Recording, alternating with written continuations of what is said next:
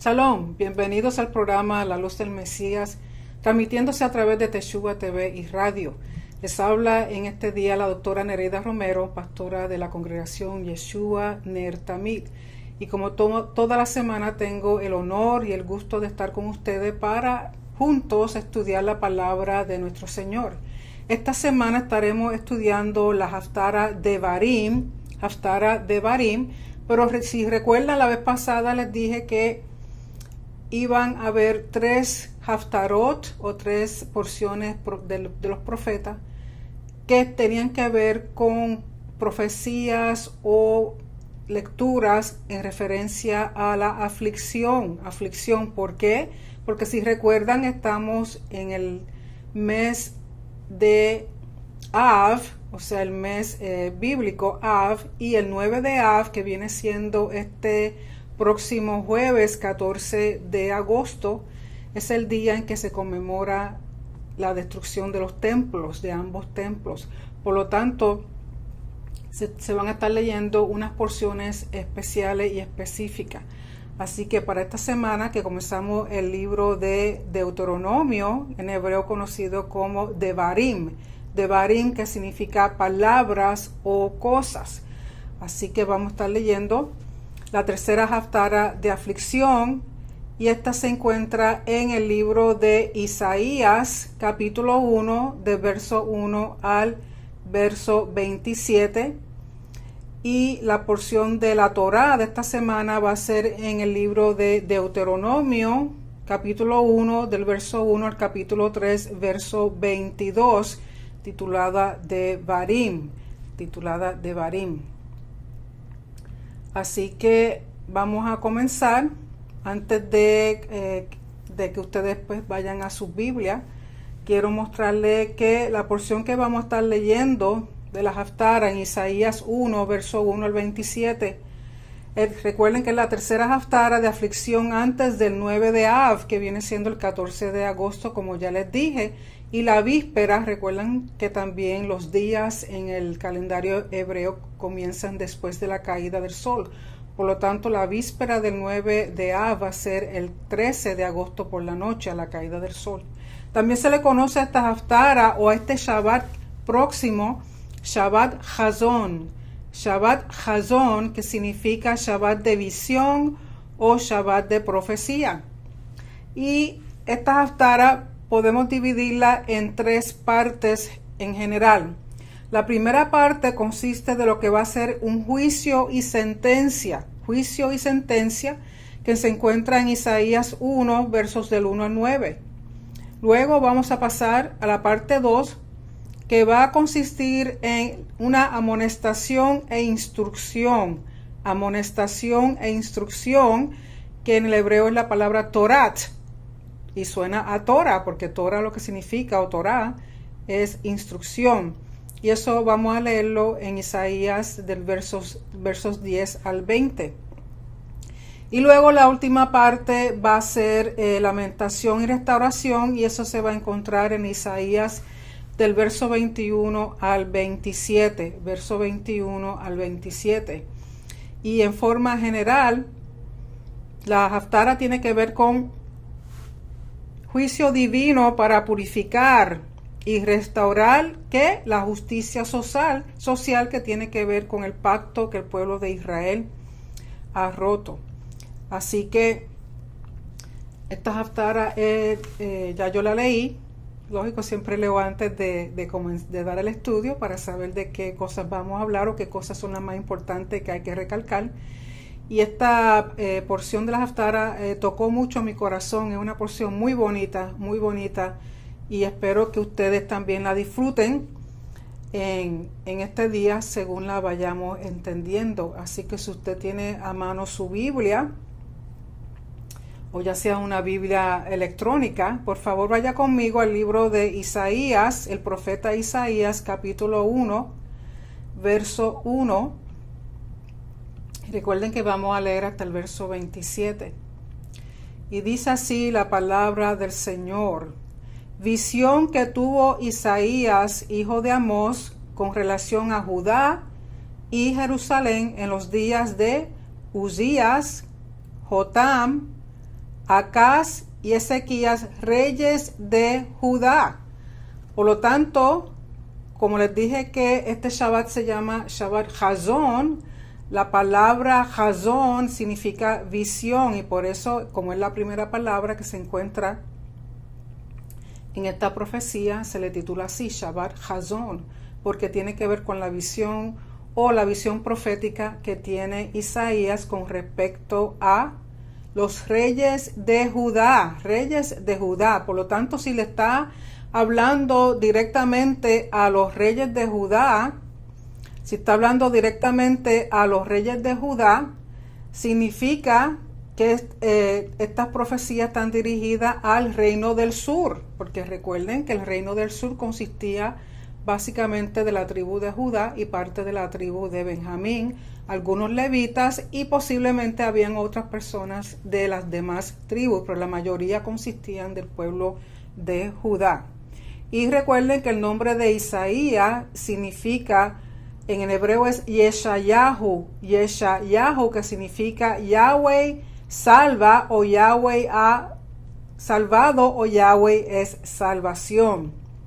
Y el nombre Amós, Amós significa fuerte, fuerte. Así que no solamente Yahweh como salvación, sino Yahweh como fuerza. Y de nuevo, es una visión que Isaías tiene con respecto a los reyes de Judá. En el verso 2 dice: oigan cielos y escucha tierra, porque Yahweh habla. Hijos crié y los hice crecer, pero ellos se han rebelado contra mí.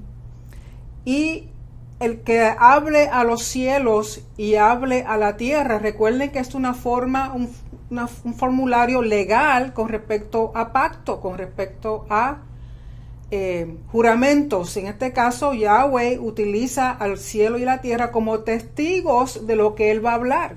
Recuerden que otra cosa que hemos escuchado cuando hemos leído en la Torá, Moisés hacía testigos los cielos y la tierra. El pacto que Yahweh hizo con Abraham, Isaac y Jacob, de testigos son los cielos y la tierra, que los llama el Señor como tal. Y Yahweh, que está hablando por medio de Isaías, dice: hijos crié y los hice crecer. O sea, dando énfasis en que Yahweh es el que es padre de estos hijos, que los crió, que los hizo crecer como padre. Pero dice, la queja que él tiene contra sus hijos es que se han rebelado contra él. Se han rebelado contra él. Y dice en el verso 3, aquí dando un ejemplo, dice: el buey conoce a su dueño, y el asno el pesebre de su amo.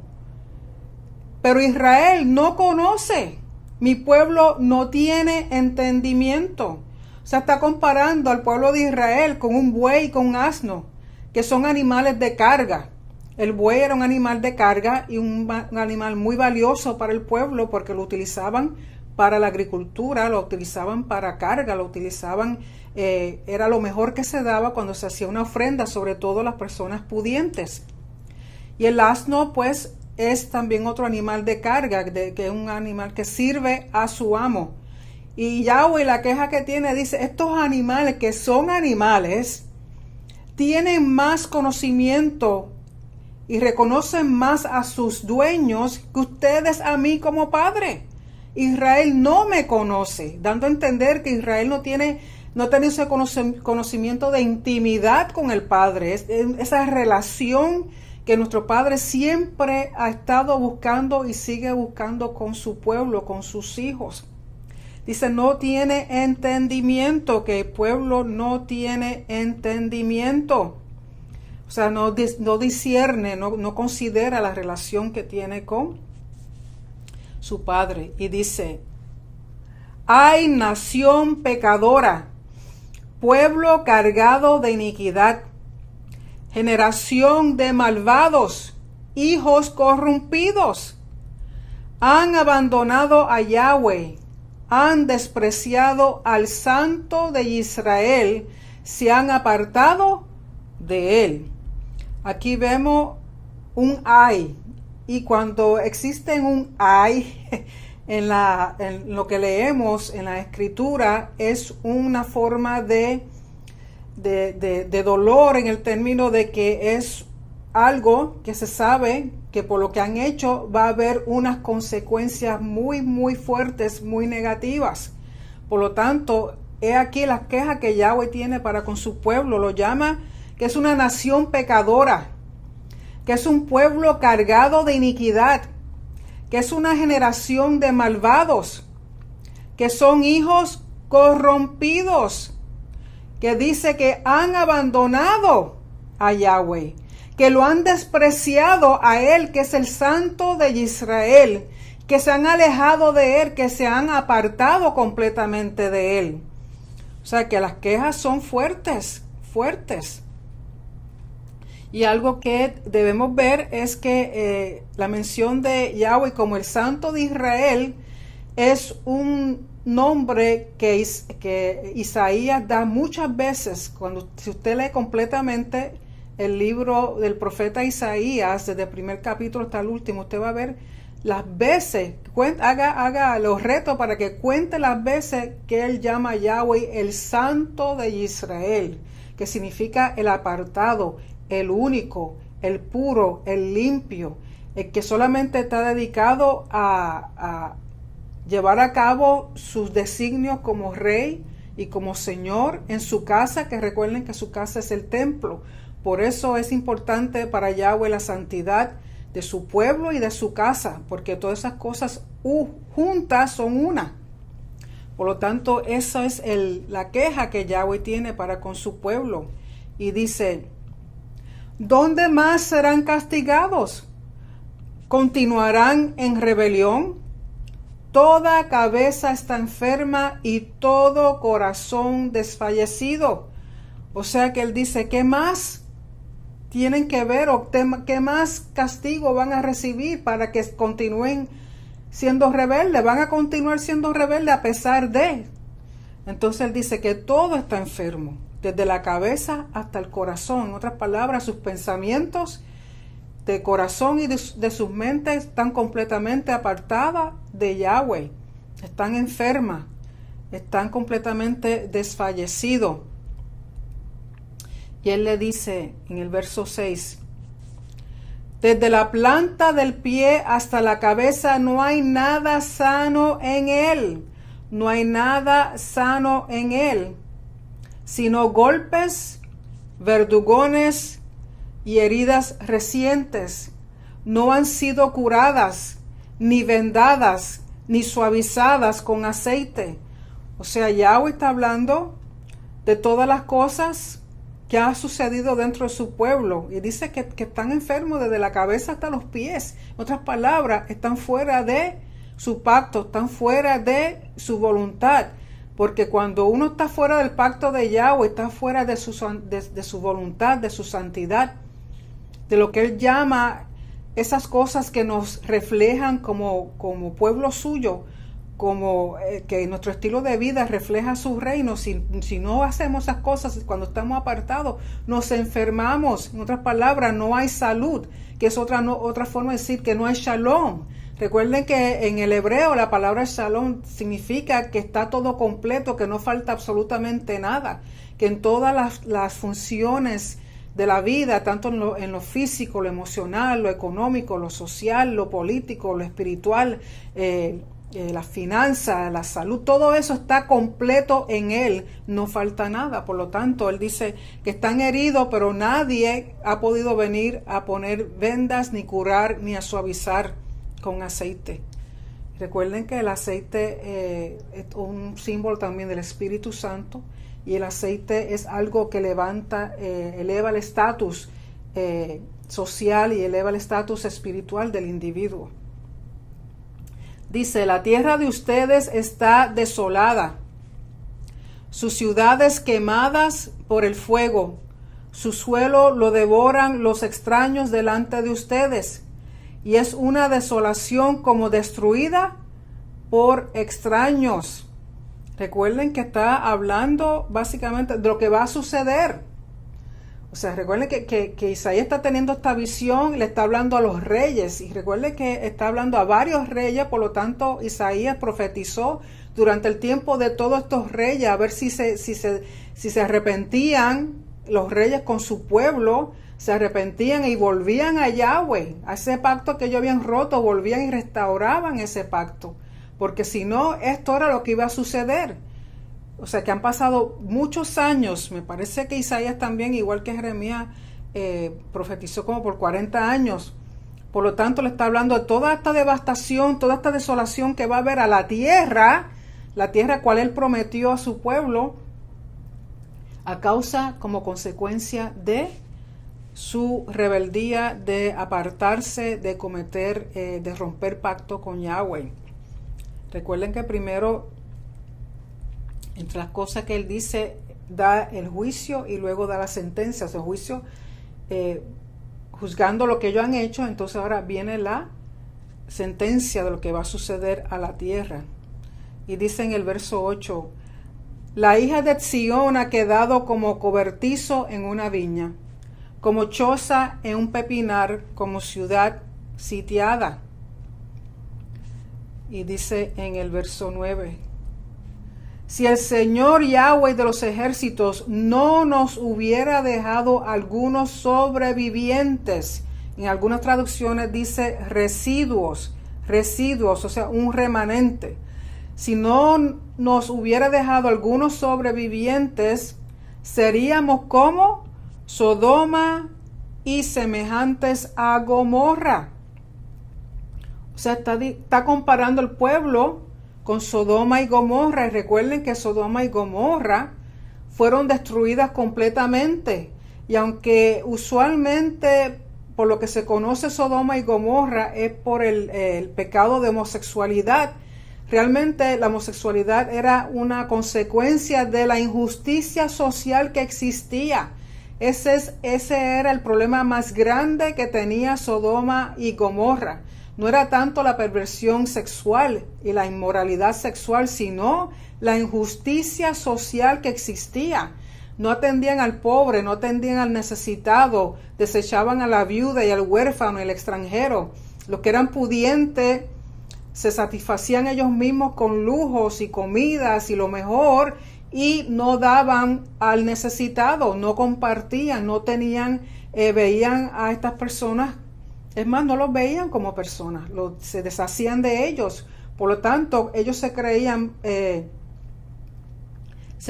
más poder, se creían de más honor, se creían de más clase social, y por eso abusaban y por eso llegaban al extremo de homosexualidad, en el sentido de que dominaban. Eso era una forma de mostrar dominio. El sodomizar a un individuo era humillarlo y era decir tengo posesión sobre ti. Esa es una de las razones por las cuales, por ejemplo, hoy día el grupo ISIS, cuando coge a sus prisioneros, esto no sale en las noticias, pero esto es parte de la cultura de ellos. Una de las cosas que hacen es sodomizar a sus víctimas. ¿Por qué? Porque eso muestra humillación, eso muestra que ellos tienen autoridad y posesión sobre ese individuo. Así que aunque no lo digan las noticias, a cualquier individuo que ellos matan, antes de matarlo, si es una mujer la violan y si es un varón lo sodomizan. Porque para ellos es una forma de mostrar su dominio y demostrar, avergonzar al individuo y al Dios del individuo. O sea, no solamente al individuo como persona, sino que cuando hacen eso, recuerden que todo esto ellos lo están haciendo a nombre de Alá. Por lo tanto, cuando ellos hacen estas cosas, el grupo de ISIS lo que están haciendo es diciendo que el honor y la autoridad les pertenece al Dios de ellos, que sabemos que no es ningún Dios, que es un demonio falso. O sea, no es un Dios. Anyway, vamos a seguir. Sí, por lo tanto, compara a Israel en este momento como Sodoma y Gomorra, y el profeta está diciendo que si no hubiera dejado un remanente por completo hubieran sido destruidos como Sodoma y Gomorra. En el verso 10 dice: oigan la palabra de Yahweh, gobernantes de Sodoma, escuchen la instrucción, la Torá de nuestro Elohim, pueblo de Gomorra. O sea, está llamando a Israel y a los gobernantes, a los reyes de Judá, gobernantes de Sodoma y pueblo de Gomorra. Y recuerden que el problema era más bien la injusticia social. Y dice, ¿qué es para mí la abundancia de su sacrificio? Dice Yahweh. Cansado estoy de holocaustos de carneros y de cebo de ganado cebado. La sangre de novillos, corderos y machos cabríos no me complace. ¿Acaso está diciendo Yahweh que está en contra de los sacrificios de las ofrendas? No. Él está diciendo que para él no tienen sentido, no tienen valor que ellos estén ofreciendo, que a pesar de lo que está pasando, que ellos estén ofreciendo esos sacrificios, esa ofrenda. ¿Por qué? Porque su corazón no está en eso. Y vamos a ver todo lo demás que sigue a esta queja de Yahweh con respecto a los ritos de su casa, con respecto al protocolo de su casa, del templo. Le dice, en Salmo 58 dice, no te reprendo por tus sacrificios ni por tus holocaustos que están continuamente delante de mí. Salmo 51, 16 dice, porque tú no te deleitas en sacrificio, de lo contrario yo lo ofrecería. No te agrada el holocausto. Proverbios 15, 8 dice, el sacrificio de los impíos es abominación a Yahweh, pero la oración de los rectos es su deleite. En Proverbios 21, 27 dice, el sacrificio de los impíos es abominación, cuanto más trayéndolo con mala intención. Y ese es el problema que está existiendo, que Yahweh diga lo que diga. No está en contra de los sacrificios, no está en contra de la ofrenda. ¿Por qué? Porque eso es parte del protocolo del templo, parte del protocolo de su casa, de su palacio. Es parte del protocolo de cómo Él quiere que nosotros nos acerquemos a Él. Pero en este caso, Él dice, no me interesa lo que me están trayendo porque lo están haciendo con mala intención. Dice en el verso 12, cuando vienen a presentarse delante de mí, ¿quién demanda esto de ustedes de que pisoteen mis atrios? Dice en Salmo 40, verso 6, sacrificio y ofrenda de cereal no has deseado, me has abierto los oídos, holocausto y ofrenda por el pecado no has pedido. En Miqueas 6, 8 dice, Él te ha declarado, oh hombre, lo que es bueno. ¿Y qué es lo que demanda Yahweh de ti? Sino solo practicar la justicia, el derecho, amar la misericordia, lealtad y andar humildemente con tu Elohim. Eso es lo que Él pide. Pero Él dice que están pisoteando sus atrios. ¿Por qué? Porque lo están haciendo de mala gana. Dice, verso 13, no traigan más sus vanas ofrendas. El incienso me es abominación. Luna nueva y día de reposo, el convocar asambleas. No tolero iniquidad y asamblea solemne. O sea, no está solamente hablando de los sacrificios y las ofrendas que se traían diarias o con respecto a los otros tipos de ofrendas, el incienso, otro ejemplo, sino lo que tenía que hacer cuando había luna nueva, un mes nuevo, en el día de reposo, en el Shabbat, en sus convocaciones, sus asambleas, asociado con la fiesta. Dice, ¿por qué? Porque Él no tolera ya más la iniquidad. La iniquidad, porque todo esto se está haciendo con iniquidad. No hay realmente el deseo de agradar a Yahweh, de hacerlo porque lo desean de corazón para acercarse a Él, para conocerlo a Él, para tener una relación con Él. Recuerde que esa fue una de las primeras quejas que Él tenía. Mi pueblo no me conoce. Un animal como el asno y el buey conoce mejor a su dueño que ustedes. Así que ya tenemos, los comparó con bueyes, con asno, con Sodoma y Gomorra, que no es lo mejor del mundo, digamos eso. Dice en Salmo 78, 40, ¿cuántas veces se rebelaron contra contra mí en el desierto y lo entristecieron en las soledades. Lo mismo que hicieron en el desierto el pueblo, que no lo agradaban. Está haciendo el pueblo ahora que se encuentra en Jerusalén, en Judá. Dice en verso 14, sus lunas nuevas y sus fiestas señaladas las aborrece mi alma. Se han vuelto una carga para mí. Estoy cansado de soportarlas.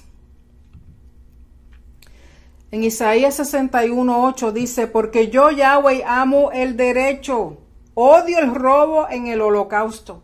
Fielmente les daré su recompensa y haré con ellos un pacto eterno. En el libro de Amós, capítulo 5, verso 21 dice, aborrezco, desprecio su fiesta, tampoco me agradan sus asambleas solemnes. En Isaías 43:24 dice, no me has comprado con dinero caña aromática, ni con la grasa de tu sacrificio me has saciado. Por el contrario, me has abrumado con tus pecados y me has cansado con tus iniquidades. En Amós 2:13 dice, así que yo estoy oprimido debajo de ustedes como está oprimida una carreta llena de gavillas. En Zacarías 11:8 dice, destruí a los 3 pastores en un mes, pues mi alma se impacientó con ellos y su alma también se cansó de mí. En Malaquías 2:17 dice, ustedes han cansado a Yahweh con sus palabras y dicen, ¿en qué lo hemos cansado? Cuando dicen, todo el que hace mal es bueno a los ojos de Yahweh, y en ellos él se complace, o ¿dónde está el Elohim de la justicia? Qué terrible, ¿verdad? En el verso 15 dice, cuando extiendan sus manos esconderé mis ojos de ustedes. Sí, aunque multipliquen las oraciones, no escucharé. Sus manos están llenas de sangre. ¿Por qué él dice eso? De nuevo, el tema, cuando uno lee todo Isaías, uno de los temas más predominantes era la injusticia social que existía en Judá. De nuevo, lo más pudiente oprimiendo al menos pudiente. Opresión, robo, matando al inocente, aceptando dinero, haciendo derecho injusto. O sea que son muchas las cosas que Yahweh tenía en contra de ellos.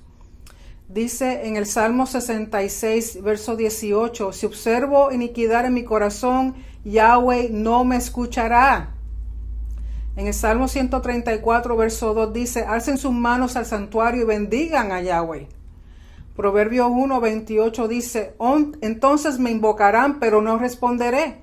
Me buscarán con diligencia, pero no me hallarán. ¿Por qué? Porque el corazón no está ligado a esa oración, el corazón no está ligado a esa ofrenda, el corazón no está ligado a ese levantamiento de manos hacia Yahweh. Por lo tanto, él está repudiando todas esas cosas. En Isaías 58:7 dice, no es para que compartas tu pan con el hambriento y recibas en casa a los pobres sin hogar, para que cuando veas al desnudo lo cubras y no te escondas de tu semejante. Eso suena a algunas de las cosas que Yeshua cuando dijo de la gente que le dicen, Señor, Señor, y él les dice, yo no los conozco. Y ellos dicen, sí, pero si nosotros hicimos esto, aquello y lo otro en nombre tuyo. Y dice, sí, pero cuando yo estaba hambriento tú no me diste pan. Cuando necesitaba quedarme, no tenía techo sobre mi cabeza, tú no me invitaste a tu casa. Cuando estaba desnudo, tú no me diste para vestir. Es lo mismo que decía Yeshua. Dice en el Salmo 55:1, escucha, oh Elohim, mi oración y no te escondas de mi súplica. A veces yo entiendo que Yahweh esconde el escuchar, esconde el mirar, de acuerdo a cómo está en nuestros corazones, porque si elevamos a Él oración o tenemos súplicas y nuestro corazón está mal, nuestro corazón está mal no solamente con Él, pero con nuestros hermanos, Él no tiene por qué escuchar. Sinceramente, Él no tiene por qué escuchar. En Mateo 6:7 dice, y al orar no usen ustedes repeticiones sin sentido como los gentiles o los paganos, porque ellos se imaginan que serán oídos por su palabrería. Con respecto a esto, quiero hacer una aclaración, y es que muchas personas, por ejemplo, nosotros en Shabbat, en la congregación, usamos un sidur, y el sidur es el protocolo del templo. Recuerden que al no haber templo, muchas de las cosas que se hacían ya no se hacen, por lo tanto se está compensando el no tener templo con oraciones, diferentes bendiciones cuando se hace el Shabbat. Permiso.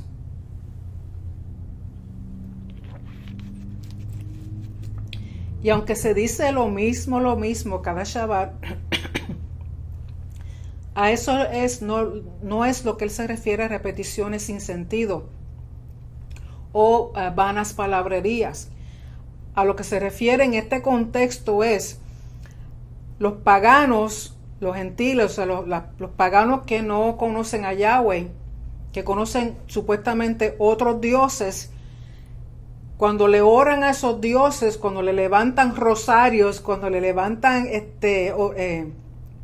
rezos a estos dioses paganos o a estos santos o a la supuesta Virgen María, esos son lo que él llama repeticiones sin sentido y palabras vanas. ¿Por qué? Porque esos individuos a quienes se le está levantando oración, rosario, un rezo, no tienen, primero que nada, no tienen por qué escuchar. Número dos, aunque escucharan, no pueden contestar. ¿Por qué? Porque el único a quien tenemos que dirigirnos es al Creador de los cielos y la tierra, que es el único que tiene soberanía y tiene autoridad para escuchar y para hacer. Es el único, a ninguno otro. Solamente a Yeshua, Yahweh, el Espíritu Santo. A ellos, a Él, solamente uno dirige sus oraciones, dirige sus súplicas, dirige sus peticiones, dirige sus alabanzas, dirige sus adoraciones, dirige sus bendiciones. ¿Por qué? Porque es el único que puede escuchar y el único que puede responder. Nada más y ni nadie más. Por lo tanto, si hay personas que rezan un rosario a la Virgen María, están perdiendo su tiempo, porque ella no fue escogida para escuchar ni para contestar. Y por encima de eso, ni es virgen ya. Y número dos, tampoco su nombre es María, es Miriam. Miriam. Porque Miriam, además de tener a Yeshua siendo virgen, sin haber conocido varón, porque fue por el Espíritu Santo que ella engendró a Yeshua, después con José su esposo, ella tuvo relaciones y ella tuvo más hijos. Y de eso, si usted lee bien los evangelios, se da cuenta de que Yeshua menciona a sus hermanos y hermanas. Y en otro sitio, me parece que en el libro de Hechos los mencionan por nombre. Uno de ellos era Jacob. A lo que llaman el libro de Santiago. Ni es Santiago, ni es James en el inglés, es Jacob. Que escribió ese libro, esa carta fue Jacob, el medio hermano de Yeshua, hermano de madre, que era Miriam. Anyway, eso era un paréntesis, pero eso es lo que quiere decir repetir sin sentido o vanas palabrerías. No es lo que uno hace los Shabbat, que uno sí repite, pero ese es el protocolo del rey que él estableció. Por lo tanto, eso no es vano, porque estamos orando y hablando a un Elohim que está vivo, que escucha, que habla y que contesta. Sigamos con Isaías. Capítulo 1, verso 16, dice: entonces aquí, después que Yahweh establece primeramente la queja, el juicio que tiene para con ellos, que habla de una sentencia, que los compara con Sodoma y Gomorra, entonces ahora le está dando la solución. Dice en el verso 16: lávense, límpiense, quiten la maldad de sus obras de delante de mis ojos, cesen de hacer el mal. Por lo tanto, estas palabras de lavarse, de limpiarse, son palabras que nos recuerdan las leyes de purificación del templo dada por los levitas. En el Salmo 26:6 dice, lavaré en inocencia mis manos y andaré alrededor de tu altar, oh Yahweh. ¿El altar dónde? En el templo, en la casa de Yahweh. En Isaías 55:6-7 dice, busquen a Yahweh mientras puede ser hallado, llámenlo en tanto que está cerca. Abandone el impío su camino y el hombre malvado sus pensamientos, y vuélvanse a Yahweh, que tendrá de él compasión, al Elohim nuestro, que será amplio en perdonar. En Mateo 3:8 dice, por tanto, den frutos dignos de arrepentimiento. Teshuvá. Teshuvá. Recuerden que en otras ocasiones les he dicho que Teshuvá significa regresar a Yahweh, a su camino, a su Torah, a sus mandamientos, a sus fiestas, a su Shabbat, a lo que Él pide. O sea, volver, regresar al estilo de vida del rey, del reino de Yahweh. No es simplemente pedir perdón, es pedir perdón, tener arrepentimiento completo, dejar de hacer maldad, dejar de hacer de aquello que no le agrada a Yahweh y volver hacia Él, volver a la fuente de vida, volver al origen, al punto original que es Yahweh, Yahweh y sus mandamientos, Yahweh y su Torah. Dice en 1 de Pedro 2:1, por tanto, desechando toda malicia y todo engaño e hipocresías y envidias y toda difamación.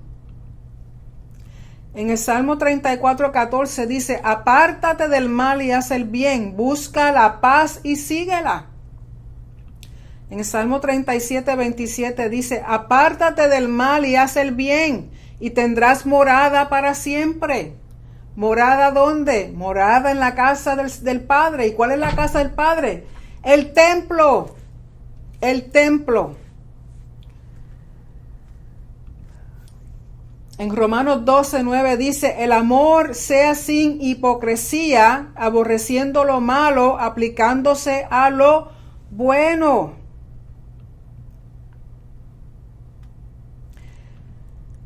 Así que es completamente un apartarse, completamente el salir de ese camino y volver al camino de Él. Siempre van a haber dos caminos, camino bueno, el camino malo, el camino estrecho, el camino ancho, la puerta ancha, la puerta estrecha.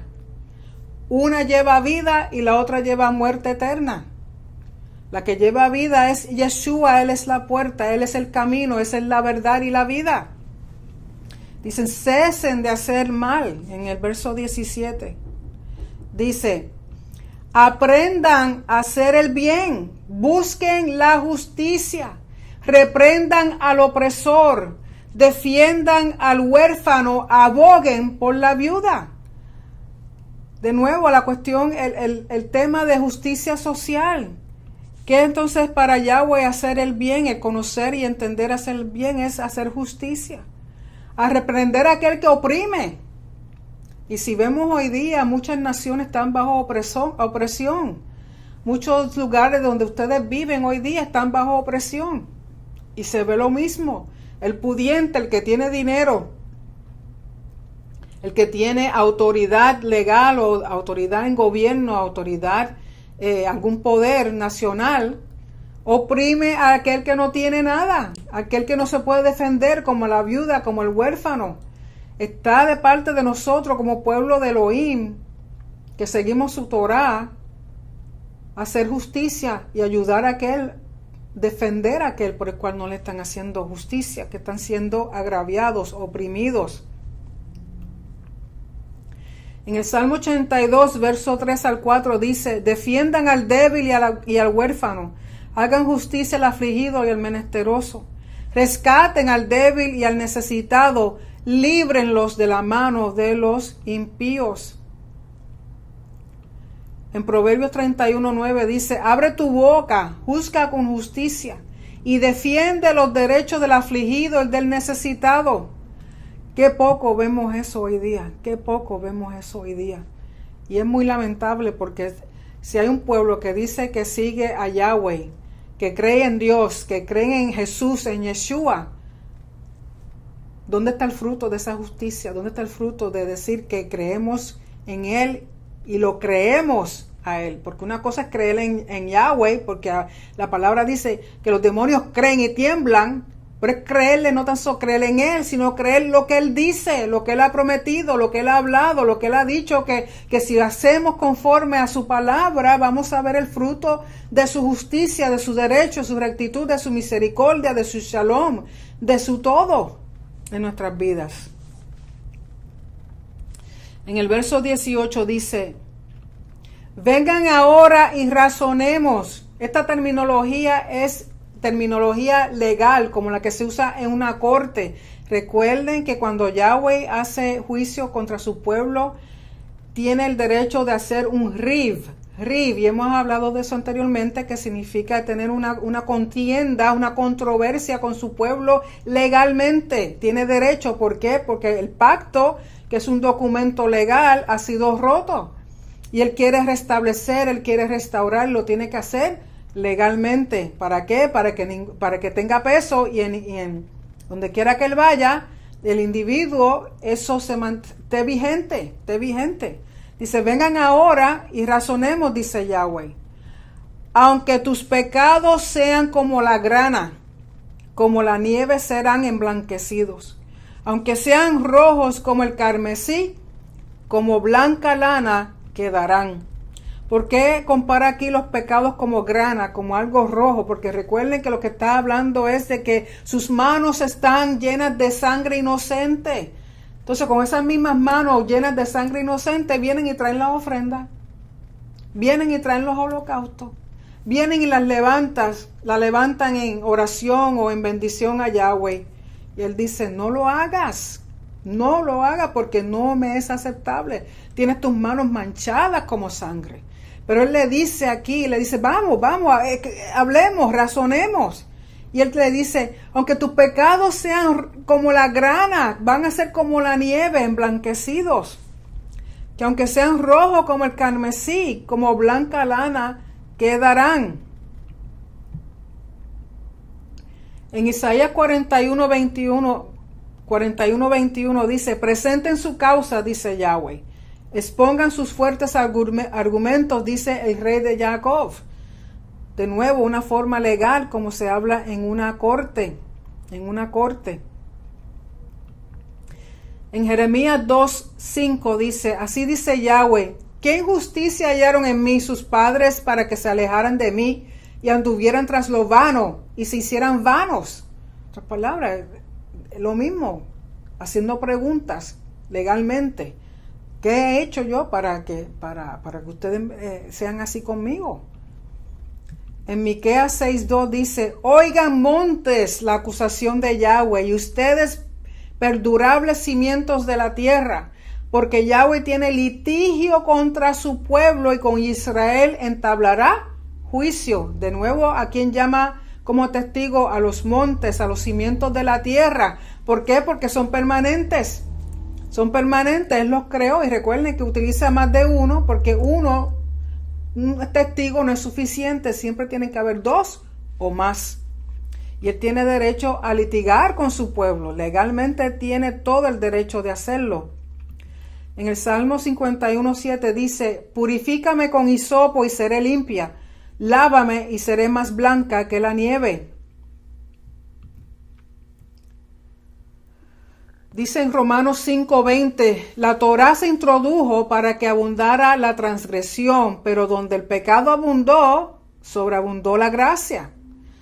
Y de nuevo, ese verso es un estudio en sí, aparte, porque lo que está diciendo que la Torá se introdujo no para que abundara la transgresión, sí, sino que la Torá muestra la transgresión, es como un espejo.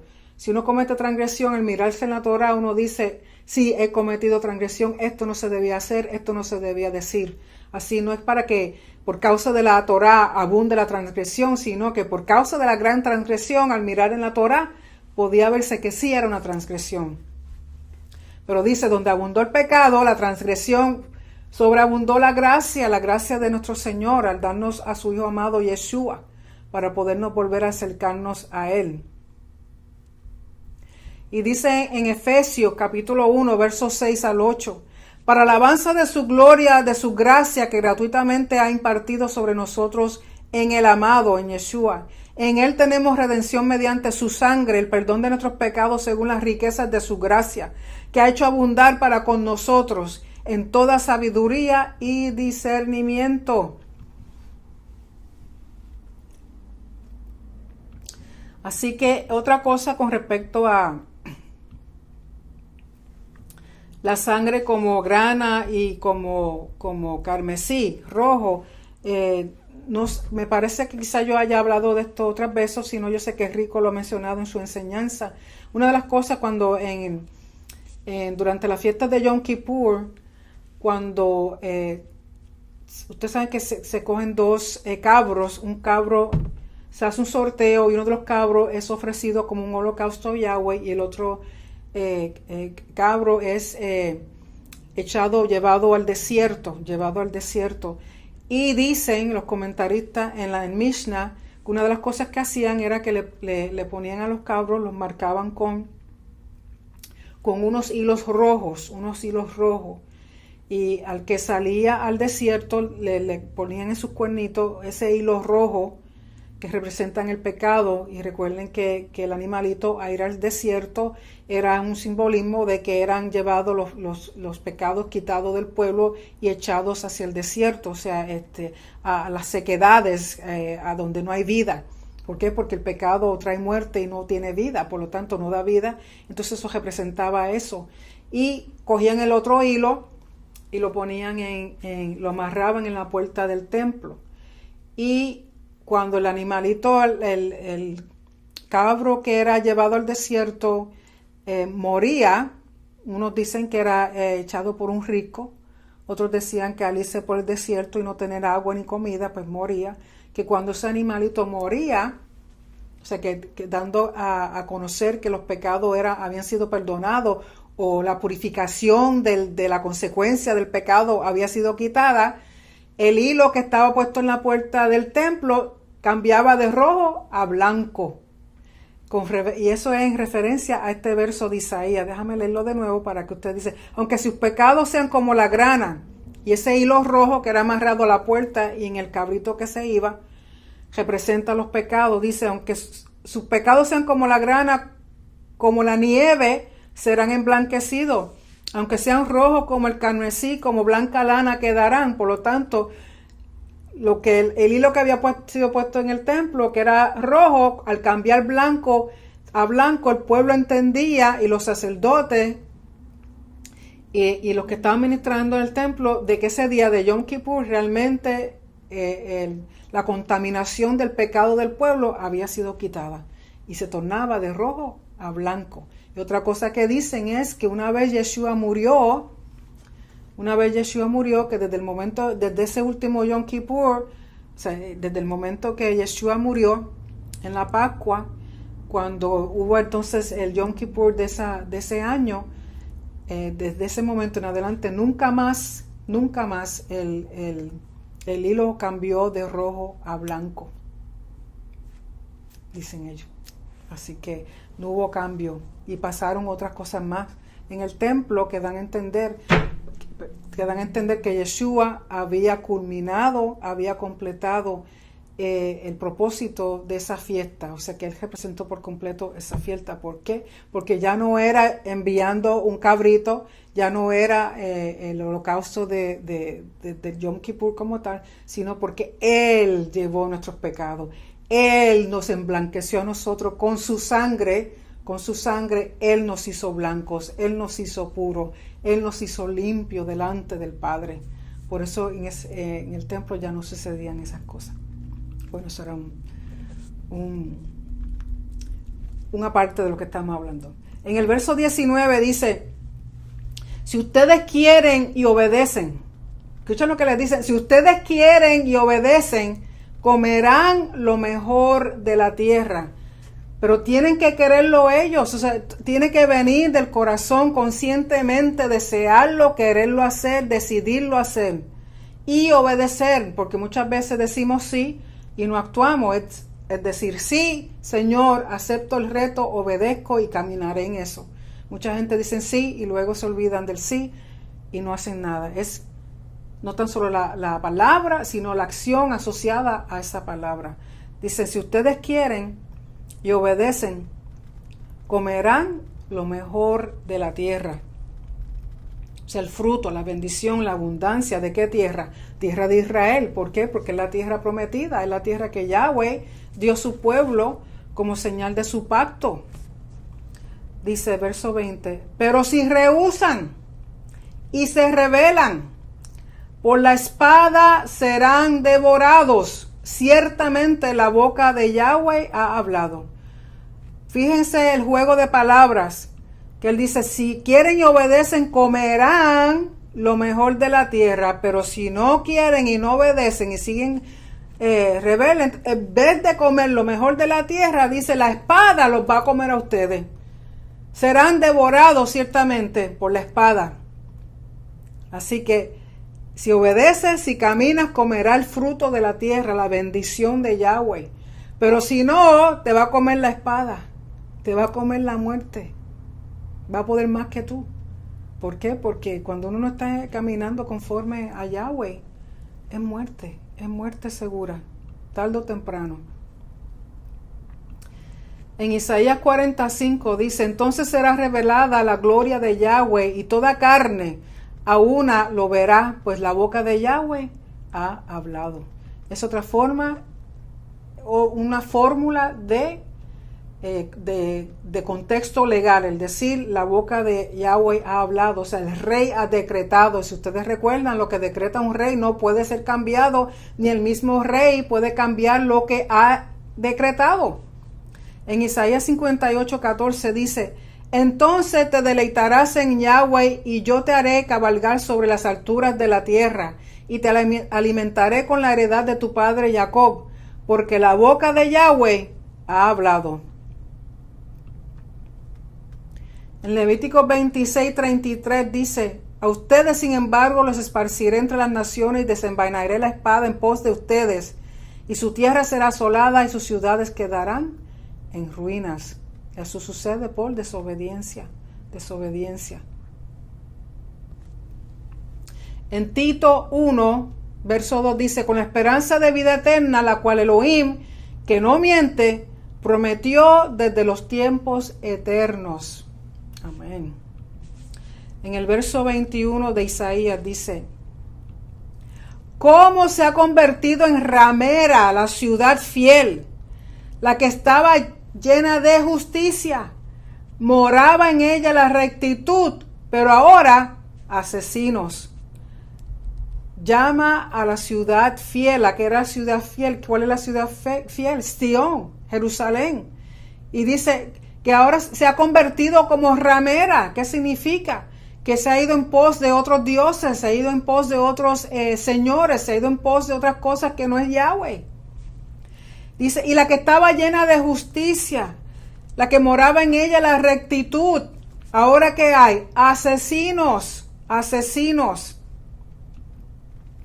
En el Salmo 46:4 dice, hay un río cuyas corrientes alegran la ciudad de Elohim, las moradas santas del Altísimo. ¿Dónde es eso? En Jerusalén. En el Salmo 48:1 dice, grande es Yahweh y muy digno de ser alabado en la ciudad de nuestro Elohim, su monte santo, Sión. El Salmo 48:8 dice, como lo hemos oído, así lo hemos visto en la ciudad de Yahweh de los ejércitos, en la ciudad de nuestro Elohim, Elohim la firmará para siempre. En el Salmo,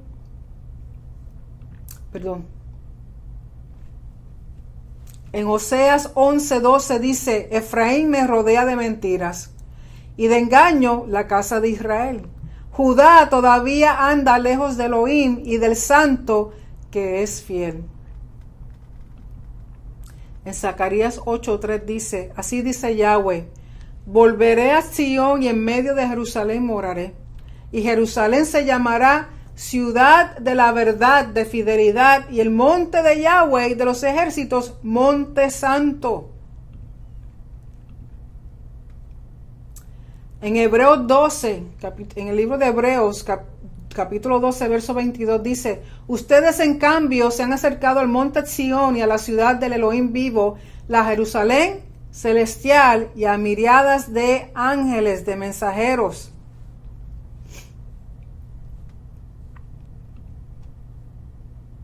En Isaías 5:7 dice: ciertamente la viña de Yahweh de los ejércitos es la casa de Israel, y los hombres de Judá su plantío delicioso. Él esperaba equidad, pero hubo derramamiento de sangre, justicia, pero hubo clamor. De nuevo, el tema de justicia social.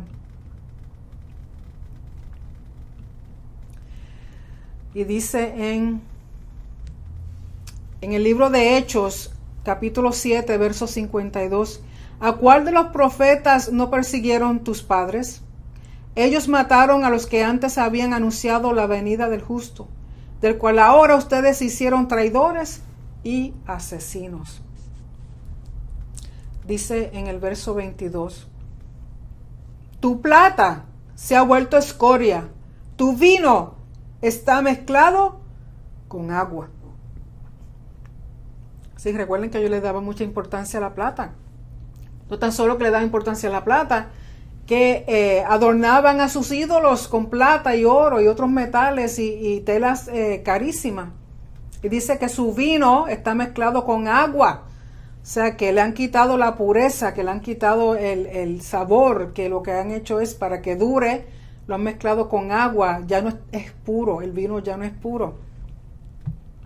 Es interesante que aquí el vino es mezclado con agua, o sea, como decimos nosotros, lo aguan, lo hacen más agua que vino. Y Yeshua, ¿qué hizo? Yeshua hizo lo contrario, cogió agua y lo convirtió en vino. O sea, que el vino, recuerden que el vino representa muchas cosas, entre las cosas que representa el Shabbat, representa la sangre, representa el Espíritu Santo. O sea que tomaron algo de honor como el vino y lo mezclaron con agua, quitándole ese honor, ese valor. Y Yeshua, ¿qué hizo? Tomó algo tan común como el agua y lo hizo vino, algo que era ordinario, lo hizo en algo extraordinario. En el verso 23 dice: tus gobernantes son rebeldes y compañeros de ladrones. Cada uno ama el soborno y corre tras las dádivas. No defienden al huérfano ni llega a ellos la causa de la viuda. O sea, los líderes en quien el pueblo tenía esperanza, de quien el pueblo dependía para que se hiciera justicia, estaban haciendo lo contrario. Injusticia social, tomando soborno, tomando dinero para extraviar la justicia, para defender a quien ellos querían defender. Echaban a un lado al huérfano y la causa de la viuda. Por eso él los compara con Sodoma y Gomorra, porque ese era el pecado más grande de Sodoma y Gomorra. Y en el verso 24 dice: por tanto declara Yahweh Elohim de los ejércitos, el poderoso de Israel: me libraré de mis adversarios y me vengaré de mis enemigos. El poderoso de Israel. Dice en Isaías 30, verso 29, ustedes tendrán cánticos como en la noche sagrada de fiesta, y alegría de corazón como cuando uno marcha el son de la flauta, para ir al monte de Yahweh, a la roca de Israel. En Isaías 49, verso 26 dice: haré comer a tus opresores su propia carne, y como si fuera vino dulce con su sangre se embriagarán. Y toda carne sabrá que yo, Yahweh, soy tu Salvador, Yeshua, y tu Redentor, Goel, el poderoso de Jacob. Isaías 60, 16 dice: y mamarás la leche de las naciones, mamarás al pecho de los reyes. Entonces sabrás que yo, Yahweh, soy tu Salvador, Yeshua, y tu Redentor, el poderoso de Israel.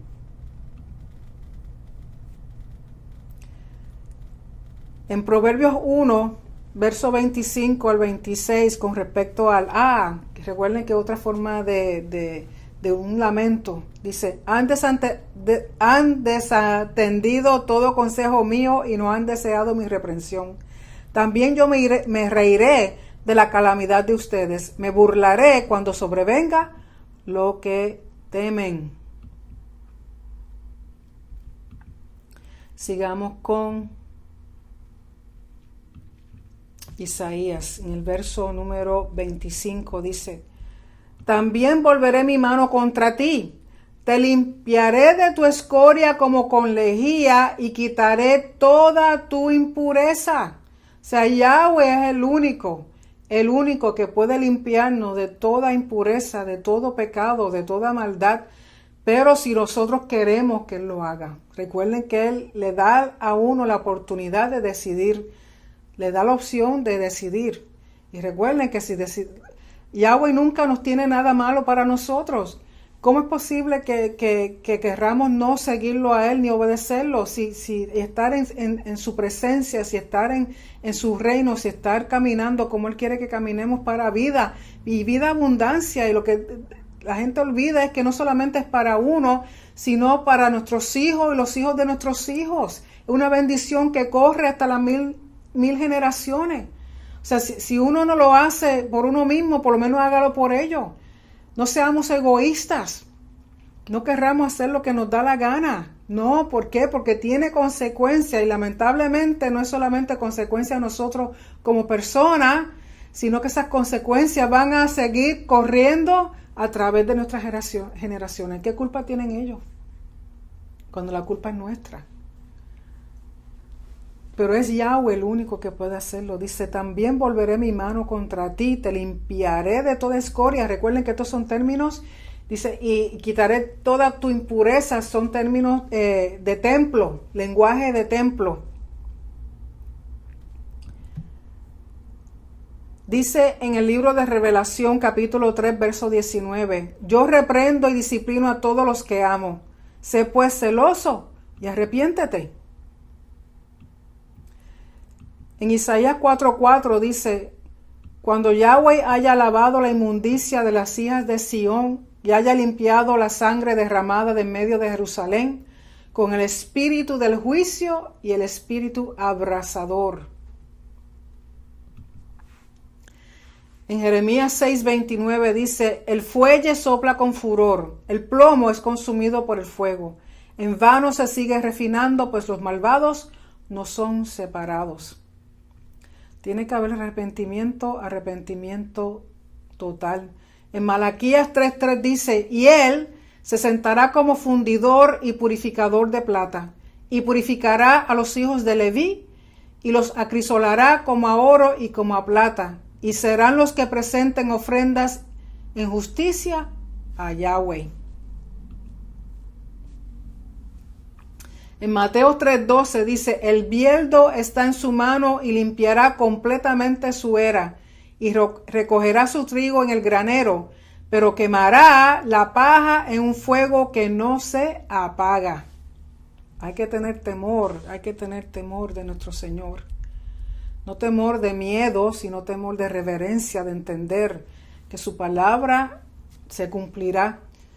Así que dejemos que la palabra buena, la palabra de vida sea la que se cumpla en nuestras vidas, y no la palabra de muerte ni de morar eternamente en un fuego que no se apaga.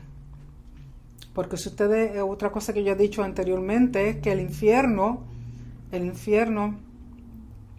y el lago de fuego fueron creados para Satanás y sus demonios, no fue creado para el hombre. Sin embargo, la humanidad, mucha gente prefieren ir ahí, en vez de a la eternidad con nuestro Padre Celestial, con el dador de vida. Yo no entiendo, pero sí hay personas que prefieren eso.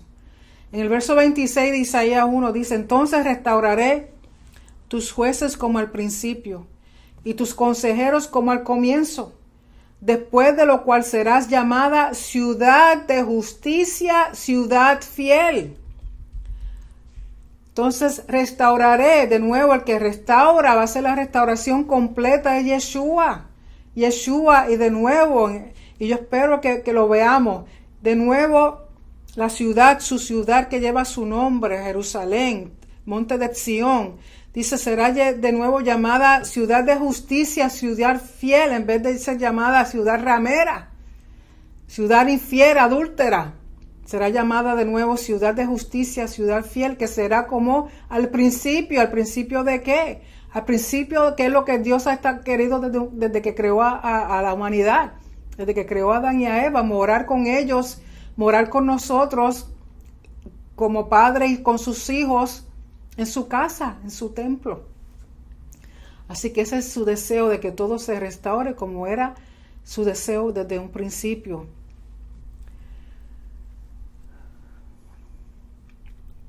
Y dice en el verso 27, recuerden que con este verso se termina la haftara de aflicción, la tercera haftara de aflicción. Dice, Sión será redimida con juicio y sus arrepentidos los que regresan, el remanente, los que hacen teshuvá, los que se arrepienten de veras y caminan de nuevo hacia la fuente de vida que es Yahweh, hacia el origen, hacia los mandamientos, hacia su Torah, hacia su Shabbat, hacia lo que refleja que caminamos en su reino. Dice, Sión será redimida con juicio, redimida o rescatada. En el hebreo es la palabra padá, que significa ser rescatada, redimida, libertada, puesta en liberación. Algunas versiones dice será salva, y es otra cosa, es otro concepto. Realmente el concepto de salvación es redención, ser rescatado. ¿Para qué?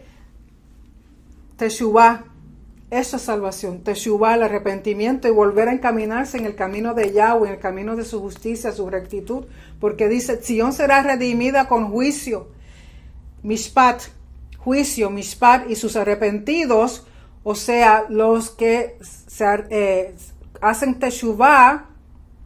En el hebreo es shuv, teshuvá, los que regresan a la casa, regresan al camino, regresan al Padre. Y sus arrepentidos, los que regresan con sedeká. Aquí dice justicia, pero en el hebreo es la palabra sedeká, rectitud, derecho. Por lo tanto, el volver de nuevo, lo que Yahweh es la controversia que Yahweh tiene con su pueblo, la controversia legal de injusticia social. ¿Por qué? Porque cada vez que el hombre se aparta de los mandamientos de la Torah de Yahweh, comete opresión, comete injusticia, derrama sangre inocente, roba, hurta, recibe sobornos, o sea, hace derecho al que tiene autoridad y poder o al que tiene dinero y se olvida del pobre, del necesitado, de la viuda, del huérfano. Eso es lo que Yahweh quiere. ¿Por qué? Porque esas son las características de nuestro amado, y hacer equidad, todos iguales ante sus ojos, todos iguales ante sus ojos. En Isaías 5:16 dice, pero Yahweh de los ejércitos será exaltado por su juicio, y el Elohim santo se mostrará santo por su justicia, derecho, rectitud, mishpat. En 2 de Corintios, capítulo 5, verso 21 dice, al que no conoció pecado, lo hizo pecado por nosotros, para que fuéramos hechos, ¿qué? Justicia de Elohim en él. En él. En el libro, en la carta de Tito, capítulo 2, verso 14, dice, Él se dio por nosotros para redimirnos de toda iniquidad y purificar para sí un pueblo para posesión suya, celoso de buenas obras. Redimirnos, purificarnos, lenguaje de templo, lenguaje de templo. En 1 de Corintios, capítulo 1, verso 30 dice, pero por obra suya están ustedes en Mesías Yeshua, el cual se hizo para nosotros sabiduría de Elohim y justificación, santificación y redención. Y recuerde que redención, el redimir, el rescatar, el salvar, es que volver al camino de Yahweh, volver a su casa, volver a sus mandamientos, volver a que se establezca el reino de Él. Y el reino de Él aquí en la tierra es Israel. Ese es su propósito, eso es lo que es salvación. Eso es lo que entiende el pueblo judío y lo dice la palabra. Aquí lo que hemos leído con Isaías. Esa es la redención. No es el concepto que usualmente hemos aprendido. Sí tiene que ver con arrepentimiento de pecado, absolutamente. Tiene que ver con el perdón de nuestros pecados, absolutamente. Pero la redención, el rescate, la salvación total es cuando estemos todos en Él, reinando con Él en su reino y Él establecido como rey aquí en la tierra. ¿En dónde? En la tierra de Israel. No aquí donde estoy yo ahora mismo en Brandon, ni donde está usted en su pueblito, en su nación, en Israel. Eso es la verdadera salvación. Así que hasta ahí llega la Haftara. Vamos a repasar de nuevo los conceptos de Isaías 1, del verso 1 al 27. Recuerden que es Shabbat de visión o profecía y es la tercera Haftara de aflicción antes del 14 de agosto, que va a ser en el calendario hebreo el 9 de Av. Recuerden que la primera parte, versos del 1 al 9 de Isaías, tenían que ver con juicio y sentencia. Y luego en los versos 10 al 20, con la amonestación e instrucción, o la Torá, que Yahweh tiene para con el pueblo, que les dice que se limpien, que se purifiquen, que vuelvan a Él. Y en la parte 3, lamentación y restauración, o sea que va a haber un juicio, una sentencia. En este caso, lo que está hablando Isaías ocurre cuando la tierra de Judá es llevada cautiva por Babilonia. Y otra cosa que tienen que recordar, que le he hablado a mi gente aquí en la congregación, de que las profecías, cuando usted lee las profecías, tiene que entender que las profecías tuvieron un cumplimiento en un tiempo. Cuando fueron dadas, muchas de estas profecías ya han sido cumplidas, pero tienen un pasado, un presente y un mañana. Recuerden que nuestro Yahweh no piensa en forma lineal, sino en forma circular, que sigue, Él le gustan los ciclos. Por lo tanto, esta profecía, cuando uno las lee y uno mira y la compara con las cosas que le ha pasado al pueblo de Israel y las compara con la historia, uno se da cuenta de que muchas de estas profecías han ocurrido, están ocurriendo y están por ocurrir. Así que siempre hay que tener el contexto de todo lo que uno está leyendo. De nuevo, si usted tiene alguna pregunta o algún comentario o desea comunicarse conmigo, por favor, al Ministerio Yeshua Ner Tamid pueden ir a la página nuestra, que es yeshuanertamid.org, o en nuestra página en Facebook, busquen bajo Yeshua Ner Tamid, y también por el canal de YouTube bajo Dr. Nereida Romero pueden ver todo el estudio que yo he hecho hasta ahora, que han sido grabados en video. Y si desea puede enviarme un correo electrónico a yeshuanertamid119@yahoo.com. Y por supuesto en Teshuva TV están mis grabaciones, tanto las primeras que se hicieron por radio y luego las de video, se pueden escuchar todas o ver. Y como le he dicho otras veces, no solamente yo, sino los demás maestros, incluyendo a Rico. Así que sigan apoyando a Teshuva TV. Le agradecemos sus oraciones, le agradecemos sus donativos. Recuerden que queremos tener el mejor equipo y la mejor forma disponible en los medios tecnológicos de estos días para llevarle las enseñanzas de nuestro Rey, de nuestro Señor.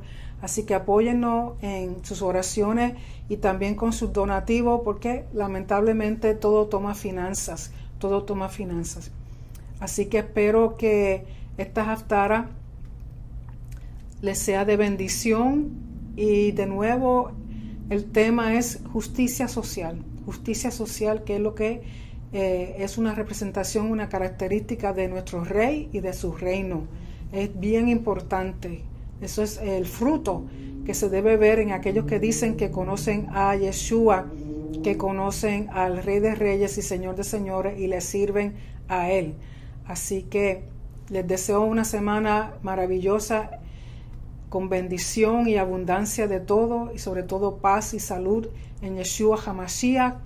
Será hasta la próxima vez que nos veamos. Recuerden que este jueves, el 14 de agosto, se celebra el 9 de Av, son recordando la destrucción de los templos, y se lee en ese día el libro de Lamentaciones,